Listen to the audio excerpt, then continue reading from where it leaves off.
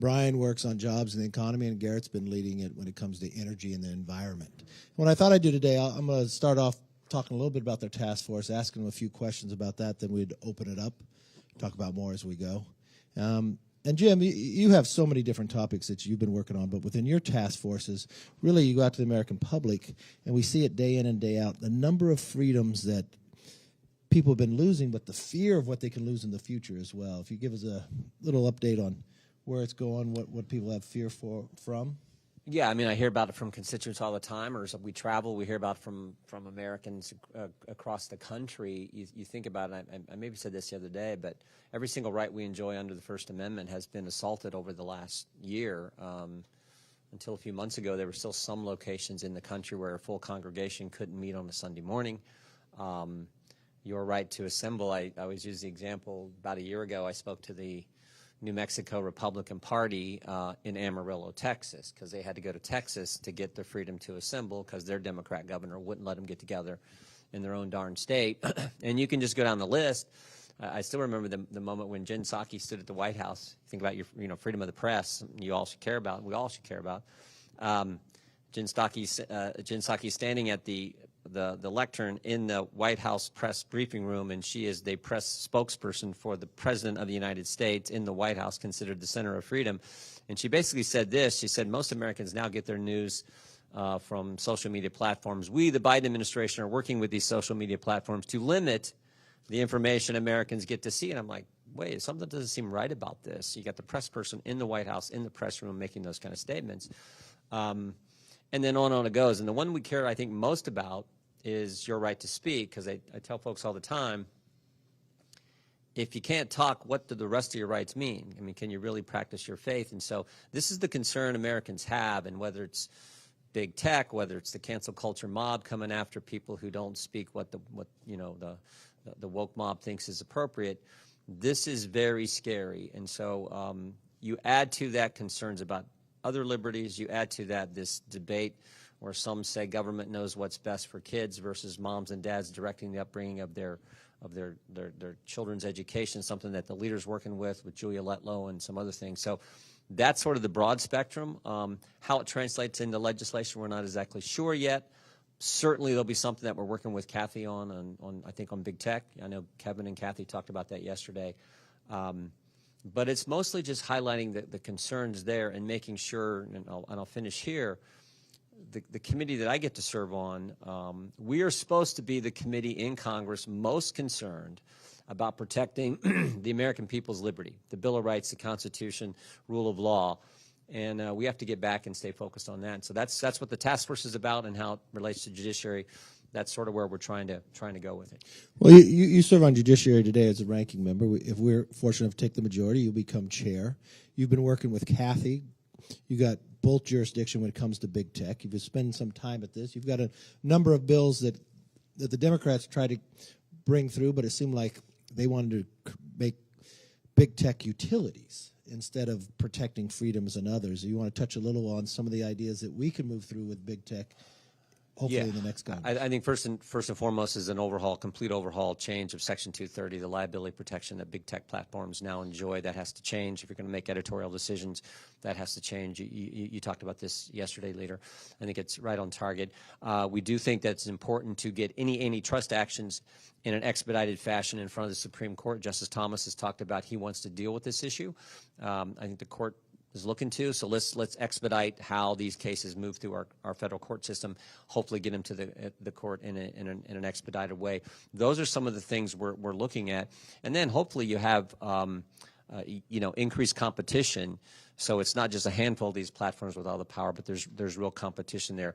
The one thing I'm concerned about is empowering the agencies, because I think, frankly, we see this, I think, in other agencies, but certainly I'm concerned about at the FTC, the leadership there working with big tech to further restrict and censor conservative thought and conservative speech. So we're very nervous about that, and that's where, unfortunately, I think the Democrat legislation, bills sponsored by Mr. Cicilline and others, where those bills would take us. So I think that's the wrong approach. The right approach is competition. The right approach is taking away the liability protection. The right approach is hopefully getting any antitrust actions in front of the Supreme Court in a much quicker fashion. Right. You know, the concern, too, it's not just going after conservative speech. Now they want to go after conservative money. Like we watch with the truckers and the GoFundMe. Now they want to pick and choose what people can give to.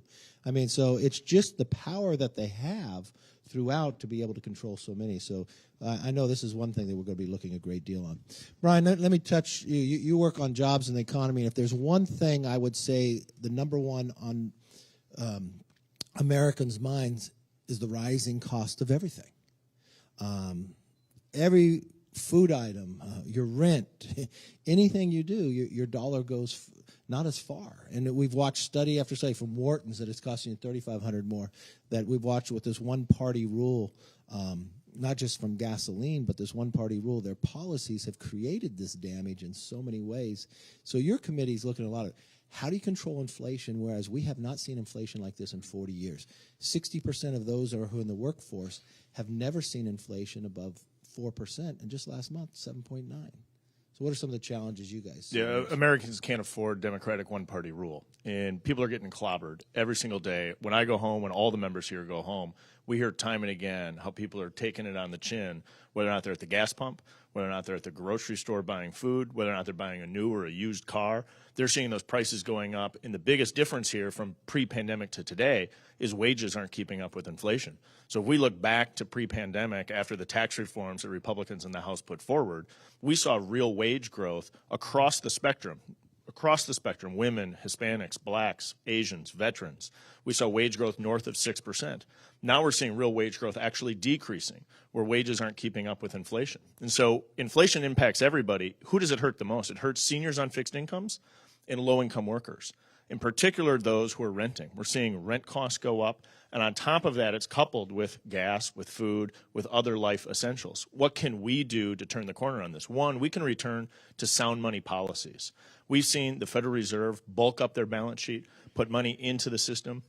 We've seen runaway fiscal spending by the Democrats, and continuing to see that as being put forward as solutions to what is actually going to exacerbate the problem. When you dig into Build Back Better, policy after policy taxes job creators, puts in place policies that discourage companies from producing products here in the United States, rather than Republican policies to say we need to build things here in the United States to secure our supply chain.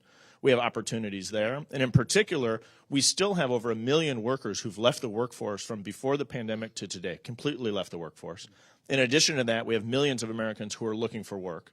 Yet we have over 11 million jobs that are available. And so we have a need to connect workers to the jobs of the future, to make sure that they have the skill and preparation for those jobs. And in particular, as we look at the Parents' Bill of Rights with Julia Letlo's leading, we need to make sure moms and dads have the ability to make sure that their schools are preparing their sons and daughters for those jobs. You know, what's interesting, it wasn't just Republicans who warned the Democrats, if they did with this runaway spending, that they would create inflation.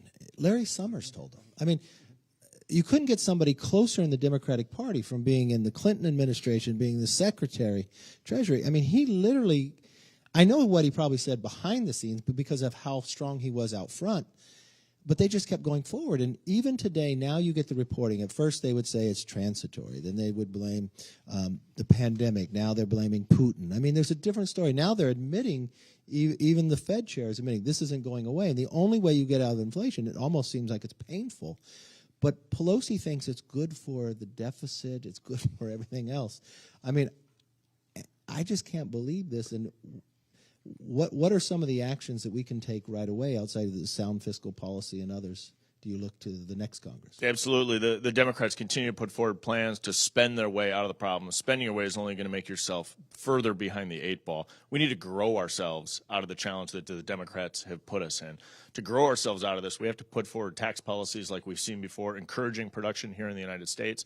We have to re-examine our education system to make sure that we're tying the preparation for the jobs of the future. We've seen this disconnect, and it's continued to grow. We got to empower moms and dads to make sure that their children children receiving the education that they need to be able to join the workforce of the future. We need to continue to work to really secure the American supply chain. And to do that, we need to put forward policies that are encouraging our job creators to produce products here in the United States, rather than taxing our job creators and encouraging those job creators to go abroad to produce their products. Excellent. Garrett, I want to ask you, yours is energy and environment. And I will tell from all of you, he's probably one of the brightest individuals on these two subjects, from an ability of the knowledge of what's going on and not. And what's interesting to me, I was listening to the conference chair on the Democratic side, and he just said the other day, nobody in the Democratic conference has brought up one time the price of gasoline. And it doesn't matter who you are. As I travel the country, I just meet somebody for the first time, they bring up the price of gasoline. Why are we in this position that we are about energy 1 year after they took power? What is the backdrop to this? Because that is also a big driver of inflation. It's a huge driver, and it does affect everyone. And as was noted earlier, I mean, this has a bigger impact on senior citizens and other folks that are on fixed income. One of the most perversive things, doesn't matter if you're a high school student, or if you're a retiree, or anyone in between, you have to drive. So first, Kevin, to answer the question, this administration, when Biden was a candidate, he was out there talking about how we are going to ban fossil fuels. He flat out said it. The current Secretary of Interior that's responsible for producing energy in the United States came out and said she is absolutely opposed to fracking and production of energy on public lands. Look, to overly simplify what we're experiencing right now, it'd be like if you had a garden in your backyard and you grew tomatoes and cucumbers in your own yard. But you said, you know what, I'm going to go ahead and go buy it from Jim and Jane who live in the next town over. I'm going to buy their tomatoes and cucumbers, only to find out later that they're using the proceeds from that to go commit arson and burn down churches all over the state. And you're effectively funding it. And so what's happened is, by the same analogy here, by not producing our own energy here, and by giving funds to these regimes that are like Putin, that where we saw a 161% increase in crude oil importation under the Biden administration, by being dependent upon these regimes, now we've seen they're negotiating with Iran, with Venezuela, with Saudi Arabia. I mean, same outcome. They're pushing in this direction, overly aggressively trying to force the market in a direction of wind and solar and other technologies, which, look, I like, but you can't overly force the market when the market's not ready, because all this does is play into the hands of China, which makes 90% of the solar panels today. I want to be very clear on this. This skyrocketing of prices started on day one of this administration. This was 100% self-imposed. This was absolutely forced or unforced errors that they've committed. And now every single American is paying the price. And it's resulting in less economic activity in the United States, fewer jobs in the United States. And it's a drop in income, because when you produce natural resources, it's one of the only ways to actually produce additional revenue. So our Treasury is experiencing less revenues because of these very policies. Let me play devil's advocate. Let me say, okay, I'll take you for what you say. And I know the price is really high. So you say it's an emergency situation. But I care about the environment. So if I care so much about the environment, if I shut down production in the United States, is that better for the environment? And I'll pay higher pricing. So something, and a bunch of reporters here, so fact check me all you want. None of you have ever reported this. So ask you a quick question. Who reduced emissions more, Trump or Biden? All right, I asked Michael Mann, who's supposed to be the top climate scientist in the nation, at a hearing the other day. He said Biden, just as most of you would probably answer. Here's the fact. Emissions went down 10.3% under President Trump, 10.3% over 4 years, an average of approximately 2.5% a year. Under President Biden, they went up 6.3% in his first year. All right? Emissions have gone up under President Biden. They went down under President Trump. Prices have gone up under President Biden. They were stable or went down under President Trump. Energy security has completely dissolved under President Biden, and it was much better under President Trump. To answer your question, look, the facts are very clear. Producing domestically, being dependent upon our own supplies, we have some of the most stringent environmental regulations, environmental policies, safety policies in the world. right here in the United States. So a comparison, if you take a cubic foot of gas and you deliver it to Europe, Russian gas is about 41% dirtier or greater emissions than U.S. gas. So the more that we supplant Vladimir Putin's gas, the better for the environment, the better for national security, the better for global peace and stability. So I can't say enough about how flawed these energy policies are. They're not based on science. They're not based on fact. Worse for the environment and worse for the American people's pocketbook. So back in the other Congress, Waxman proposed putting these caps on emissions and others, and he had a goal of where to set. So that bill never passed, but he had these goals. Where does America look like today based upon where the Democrats want to take us? It's a great point. There's some awesome graphs and slides on this. So here's the thing. If you look at what Waxman Markey was trying to do, it charted a course of exactly where emissions were going to go without action, where they were going to go under their bill, and what was going to happen with energy prices, which they predicted energy prices were going to go up. In reality, what's happened is that by letting the markets do what they do, emissions have gone down beyond what Waxman Markey was going to require, and prices are prior to this administration, energy prices were a fraction of what they were projected to be. And another example of that, President Obama had something called the Clean Power Plan, reduce emissions by 30% off a 2005 baseline by 2030. President Trump came in and said, no, we're not doing this.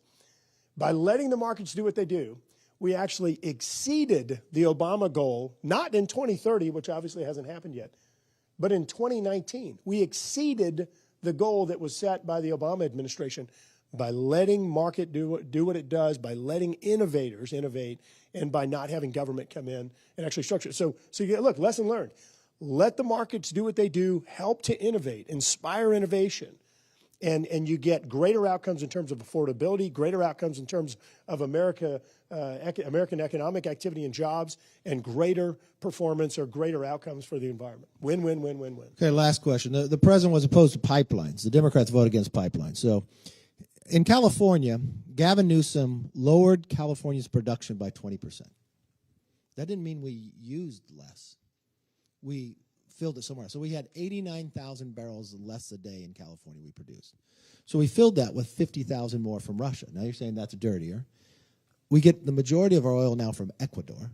So we're still utilizing it. And the interesting part is people think that just goes into gas. That goes into your clothing, into your phones, into your ink of your print, into the asphalt.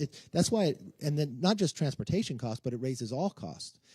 If we can't move it by a pipeline, but it's still going to come here, what would be the safest, sound way to transport it then? I mean, is he picking this over safety or environment? National Research Council did an analysis, and actually, I apologize, Kevin, but I got to pick on your home state for just a minute. Look, like, you can look at all this stuff. You can look at evidence at what performs and look at examples states have carried out policies and what works and what doesn't. State of California, eighth worst emissions growth in America, most dependent state on foreign energy, not just Ecuadorian oil. 50% of the Ecuadorian oil coming out of the Amazon rainforest is going to the state of California. Least reliable electricity network in the United States. I mean, which of the and double the electricity rates of my home state of Louisiana? Which of these do you want to force on the American people? National Research Council did a very extensive study looking at trucks, trains, barges, ships, and pipelines. Hands down, best for the environment is to put energy in a pipe. It is the safest for the environment, and it's the least emissions. So when the Biden administration shuts down the Keystone Pipeline under the auspices of, oh, hey, this is because of greenhouse gas emissions, the emissions are lower going through a pipeline. And Jen Psaki the other day acknowledged it didn't have any impact on production. She acknowledged that the energy was just being transported through different ways, which means less safe and higher emissions, directly contradicting what they said their justification was for shutting down the pipeline. You can't. The policies that they're implementing on energy reflect the inexperience and candidly, and I'm sorry for saying this, just flat out stupidity of people that are making these decisions. The facts are completely in the other direction. You know, if we take the majority, you find out that out of this task force, we could become energy independent. But we can go beyond that. We could be dominant. But what happens there is not only does the price of your gas lower, what the crude goes into all the other products cost less. So your manufacturing is a better chance here. Environment's better. It goes into your task force as well. I mean, and then the provisions there from the taxes and for the schools and others, it just makes us stronger. But then when you look from a from a worldwide view, it makes the world safer. So, I mean, there is real opportunity here, and it's amazing to me that not one Democrat brought up a gasoline price. Not one Democrat. It's not just the leadership, but not one Democrat. So let's open it up for questions wherever you want to go. Yes. It was reported last night that Ginny Thomas, the wife of Justice Clarence Thomas, was texting and pressing then Chief of Staff Mark Meadows' efforts to overturn the 2020 election. Since then, Justice Clarence Thomas has ruled on some cases involving January 6th, including being the lone dissenter in a ruling that allowed the Trump administration to turn over documents to the Select Committee. My question for you is, do you think Justice Thomas should recuse himself from January 6th related cases going forward? No, I think Justice Thomas can make his decisions like he's made them every other time. It's his decision based upon law. If you spent any time studying the Supreme Court justice, he's one who studies correctly, and I mean from all the way through. If he sees it's not upholding the Constitution, he'll rule against it. If it's the Constitution, that's what his job should be. It's him. It looks like Jim Jordan, you agree with that as well. Totally. You don't have to. All right, yes, sir. Two questions, one for Mr. Jordan, one for you. Well, first to you on Fortenberry, convicted of 3 felony counts yesterday. Does he need to step aside? That was late last night. I've got a text into him to talk to him today. I know he's in California, different time zone. I will discuss that with him today. And Mr. Jordan, I want to ask you about judiciary priorities when it comes to tech. You mentioned 230. Could you just give us some of your other big priorities when it comes to tech regulation and things of that nature, antitrust, and what else is on your mind? Yeah, I mean, basically what I said earlier. I do think the consumer wants to know as quickly as possible why tech might take down posts they put up. I mean, we got this situation now with Twitter's locked out the Babylon Bee now for, I think, several days. But your average consumer wants to know why and when, those kind of things. So transparency is important.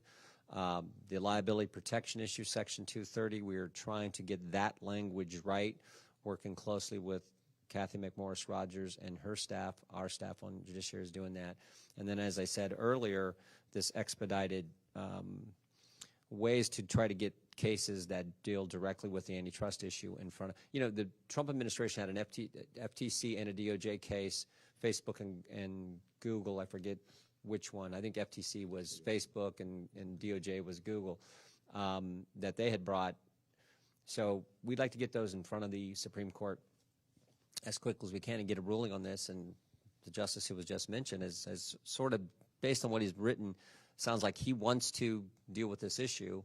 And we need to get an answer for the American people. And then, of course, you hope the marketplace is moving in a direction that's going to give us more competition in the area as well. You got to have a fair marketplace too. So you got to look at practice where people are, and you got to look at people if they're monopolies or not. Yes.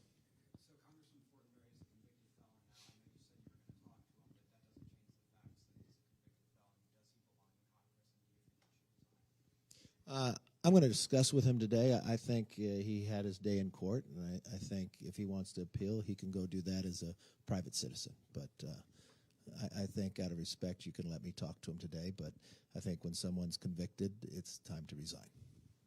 Yes.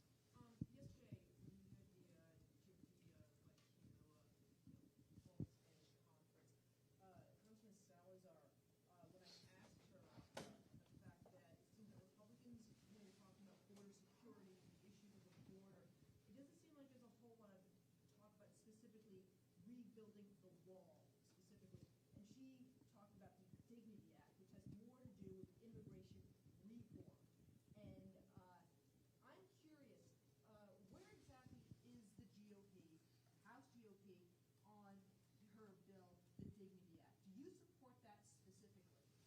I haven't seen the Dignity Act. That's her individual bill yet. So, but I think everybody's united, and we have to secure the border. This border is not secure based upon this president. He's talking about removing Title 42. We are now finding people on the terrorist watch list. Not because they told us, but because Republicans went down and had conversations with the border agents themselves. These are individuals on the terrorist watch list. They now no longer will report that back to you from Yemen on different days. You now have more fentanyl in America than any given time, enough to kill all of us 7 times over. It's become where cartels are controlling these border cities. You watch schools being shut down, not one day, but like 40 days, where they're having shootouts along the way. But what's happening is with fentanyl is now the #1 killer in America for anyone by the age of 18 to 45. We just watched down here in Florida a number of kids at spring break who OD'd. 2 of them OD'd, didn't take the drug. It was cocaine laced with fentanyl, but they were giving CPR. And we're watching it throughout our entire country. This is what's happening along this border, and it's all not because any law has been changed. It's the executive orders. Now, once we secure the border, I think you have to finish the wall, but there's other actions that have to take place. Everyone understands our immigration system is broken. We need to fix that. But the first thing you have to do is secure your borders. Yes, ma'am. Mr. Leader, yesterday you mentioned that you don't just want to win the majority, you want to make sure that you get a strong governing majority. What does a governing majority mean? Is it large enough that you don't have these small margins like we've seen with the Democrats, where a lot of their own caucus members are pushing leadership to do something that leadership may not want to do? Is it people who are literally more focused on policy over politics and trying to get at it with their colleagues? Look, I think a governing majority, 2 things. Yes, you want to have a large enough majority that you can govern, but more importantly, what we are doing, regardless of size, we are sitting working on the policy today, listening to the American public. It's not just today. We've been doing it for more than a year. We're coming out with solutions. If we're unified in that, even if we had a small majority, we'd be very strong to be able to pass it. So it's working together as one makes it much stronger. We don't have a rule like the Senate where you have to have 60% of the House to pass something. We understand President Biden will still be president, and the Senate will still have the 60 rule vote. So we want the idea to be so strong it could overcome all the politics that other people play. You want to touch that? Well, the first question that Kevin got, the leader got on Wednesday, that press conference was, why are we doing the task force? Why do you have the task force organized and have an agenda? And it's because I think it's real simple. You can't do what you said if you haven't said what you'll do. And so when you actually run on a platform, here's what we care about. Here's what we're going to do because the American people care about that. That will help keep the team together and accomplishing what we told the people we were going to do when we ran for the job, and the reason they're going to put us in the majority and make Kevin Speaker. So that's why these task force coming up with those policies are so darn important. A lot of this election is going to be about how bad they are, and everyone knows how bad they are. They've screwed up everything in 14 months. You can't pick one policy area that they've done right. But they also want to know what we're going to do if, in fact, they give us power. And that is you can't do what you said if you haven't said what you'll do. That is why this is so critical. You got to have a contrast so people make it. And I mean, the question the American voters out there saying is, can we afford it? They can't afford any of their policies, so they want to know what are our policies. Yes, ma'am. Thank you. Sorry if you've been asked this already, but former President Donald Trump rescinded his endorsement of Mo Brooks. I was curious if you still support him, what you make of his statement that he has said the president asked me to rescind the election of 2020. I never endorsed in that Senate race. That's a Senate race, so yeah. I've been in a conference. I haven't read what Mo has written. So, I mean, the president has the right to endorse who he wants and pull the endorsement if he thinks the person's not doing what he said he would do. So, that's fine. Yes, ma'am. Throughout this conference, you guys have talked about how important it is not only to win, but to govern once you are in the majority. And I'm wondering what lessons maybe you have learned or talked about with Newt Gingrich or lessons from former House speakers who, obviously won but weren't able to keep the majority for very long, and how you plan to go forward. If you don't like the question, I'll I mean, I'm just trying to get the others to talk. we It's can kind jump of in like either a different question for me. Look, I think from a lot of aspects, the philosophy I have is continual improvement. So let's improve. There's things we did when in the majority that we did really well, but I don't think we reached our potential. There's things internally that we didn't do well, and I think we've been solving those. The first thing you always want to do is listen to the American public. Identify the problem, then identify a solution and take it to the public, but take it to the conference as well and work through it. The more that, and then you have challenges of certain things that are going to come up, right? Don't wait until that problem comes up that how do you pass appropriation bills? What do you do on a debt ceiling? How do we look in a nature that Congress has these set structures, but you don't have to keep it that way? Should you keep a budget in a 10-year window? Or should we look at 20 years and come together at one budget and hold our feet to the fire? You know, when you look at the two biggest threats long-term to America is our debt and China. Okay? So what are we going to do to solve that? Well, we've got to get our debt under control. It's driving inflation. How do we balance it? How do we pay it off? Well, if we set a budget and we stick to it year after year, well, then you also have a concern, what about our military? Okay, but you can't just keep throwing money at the military. We should be reforming the military where our dollars go further. So it's continual improvement in everything you go. We just went through a pandemic. We looked at government from a different perspective. How can government be held more accountable but provide better services? You had people who came into work or not. How do we use technology to get a better environment but actually be able to produce more that we were able to do and lower the cost? But how do we use technology to provide service to the public? Think for a moment. We've had these challenges in the VA where these veterans can't get an appointment. But America looks on their phone, picks an app and gets an Uber, rates the driver, they rate them and get everything on. Why couldn't we create technology where a veteran could go online, get their appointment, rate their doctor, and have the technology?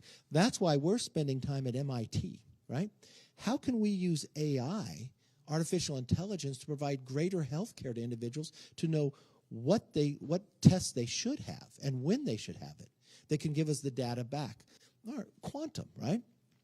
How are we as elected officials making those decisions? How do we turn an Intel committee that just purely became political under the Democrats that missed what happened in Afghanistan, missed what's happening in Ukraine, based upon a chairman that took his position that he got more information than others, and then lied to the American public? Well, what do we do there? We take, whether you're Republican or Democrat, we can say, if you want to serve on that committee, I've got a whole program created, a class from MIT focusing on the real concerns that we have. So we're better as a nation prepared. That's how. Can I add one thing in there, Leader? I think one of the things that this conference has done a great job is us also identifying what the problems are that we're facing. And as we understand what the problems are, the alignment in our conference to tackle them, I think, continues to grow stronger. So we look at jobs in the economy. I think one thing that hasn't been reported enough, but I think our members understand, is how far behind the 8 ball we are. We've been under a very low interest rate environment for a long time.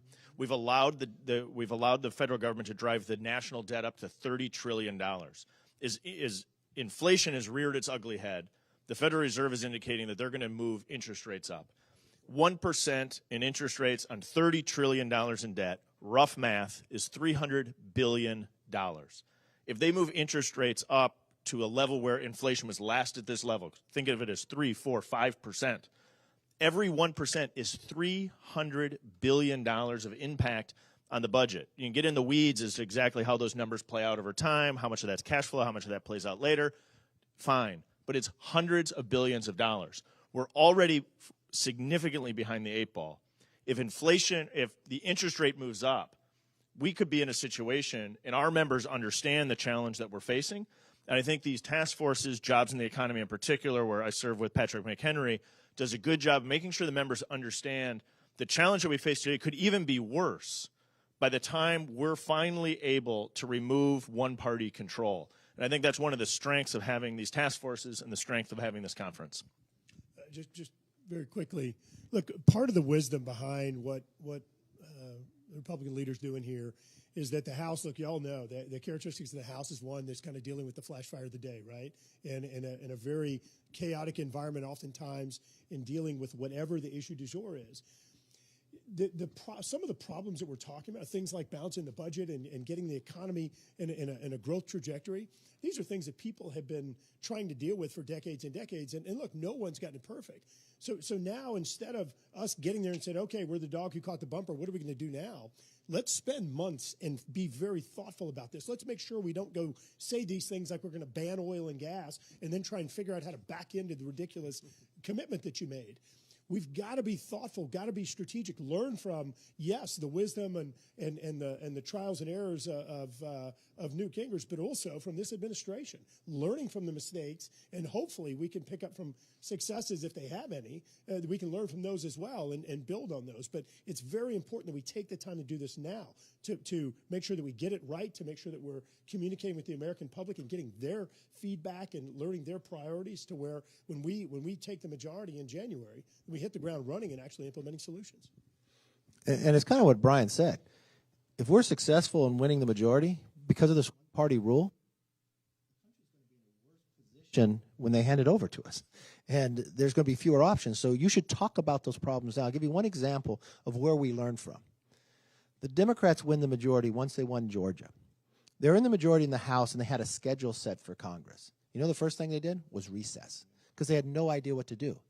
And then when you look at their bill, they're flying the airplane, and they're trying to work on it at the same time. I'll get closer to it. All right, yes, ma'am. You had a question.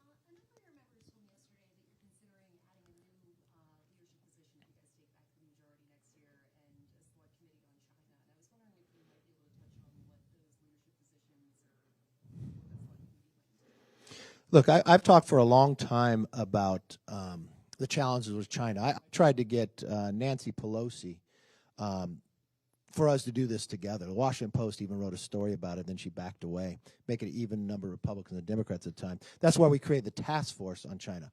You know, China's gone out and captured different industries where they control. That's where we have a supply chain problem as well, from critical minerals. If you want to buy solar panels and others. I mean, they systematically planned and went after these. We can't sit back and allow that to happen, especially for national security or even for our economies in the future. And so that task force, or that becomes, if it became a select committee, would identify those areas, identify those industries, and advise the Congress of where we need to make our investments, where we need to fight back in the process. I don't know who you're talking to because I haven't made any decision there. It's probably somebody who wants to be in leadership. Yes, ma'am. I'll go here and right behind. We'll go right through, yeah.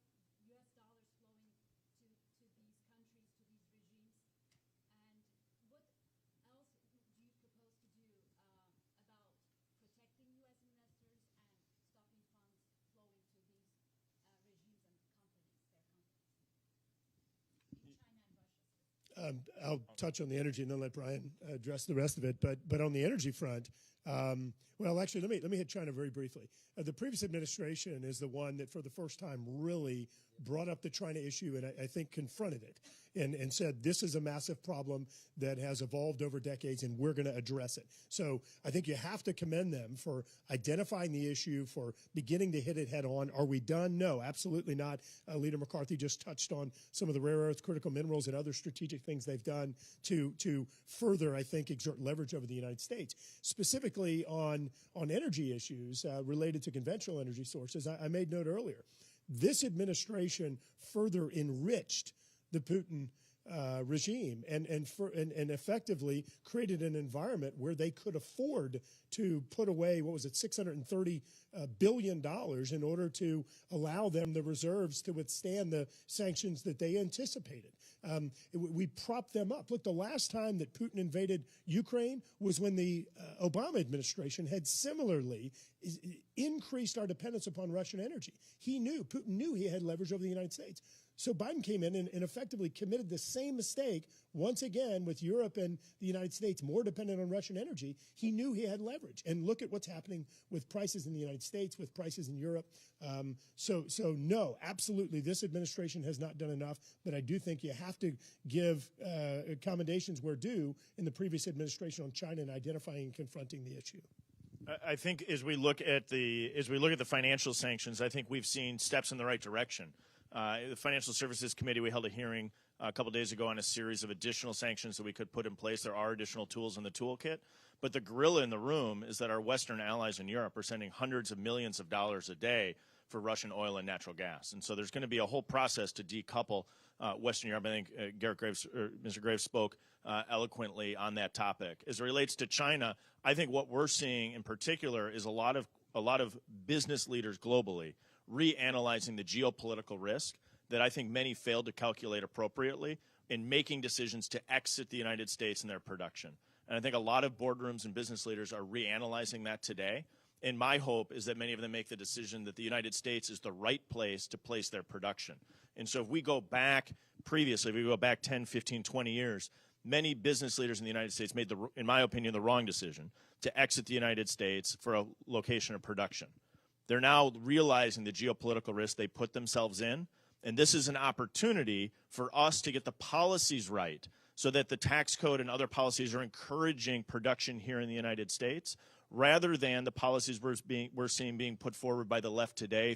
Think of Build Back Better, that increases the cost of production here in the United States, a made-in-America tax. We need to be doing the opposite. So as these job creators are making decisions of where to locate production, in particular locate production in China or in the United States, if we align the policies with what they're seeing playing out, we have an opportunity to really onshore a lot of production that we allowed to leave the United States previously. And if you're trying to make that decision today, there's two main factors you look at if you want to domicile somewhere. Tax code, we did pretty well, got that right. But what you're really going to look at, what are the energy costs and what are the labor costs? Labor, we have a hard time competing with other countries in. But before we had a lower energy cost. Now, based upon what this one-party rule, they have just made us less competitive. That's the difficulty. Yes, sir, you had a question.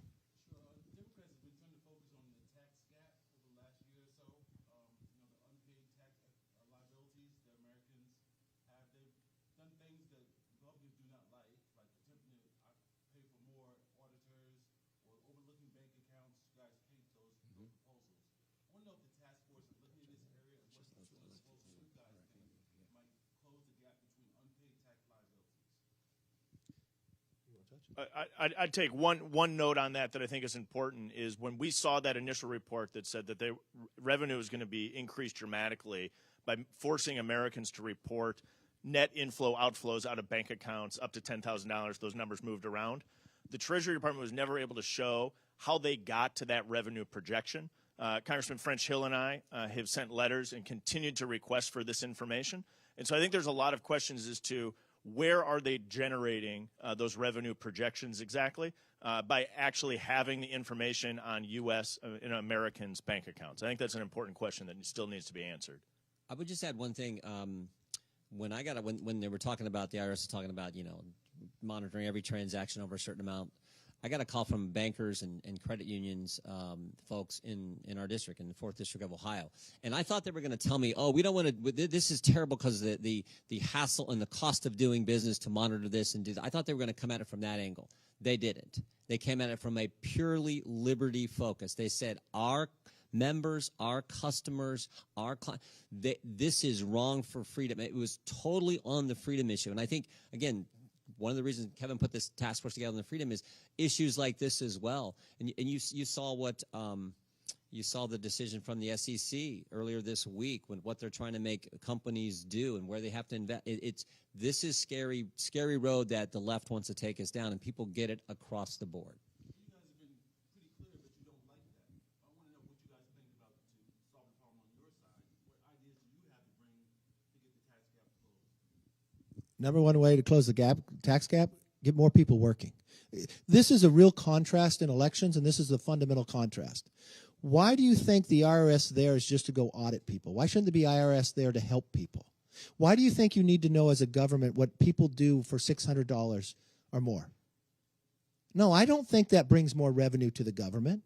I think that's greater control of the government. I think that stymies economic growth. And it's not what I think, it's what's been proven. When you watched what our tax reform did, even during a pandemic, brought more revenue into the coffers and into the states as well.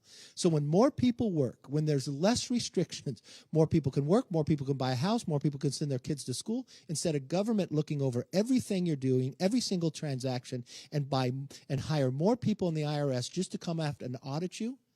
I think that fundamentally goes against what America believes. I believe Americans are good. I'd rather help them in their tax reforms instead of hire more people just to audit and believe you're wrong.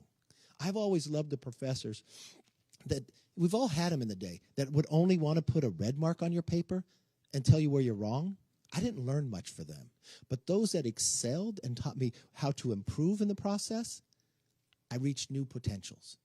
That's just a fundamental philosophy difference of what we have. And I don't believe if the Democrats did that, they would get any more money. I think they'd get less because they'd have less economic activity because more people would be afraid of what government's doing. Hey, thank you all very much. We appreciate you coming to the retreat.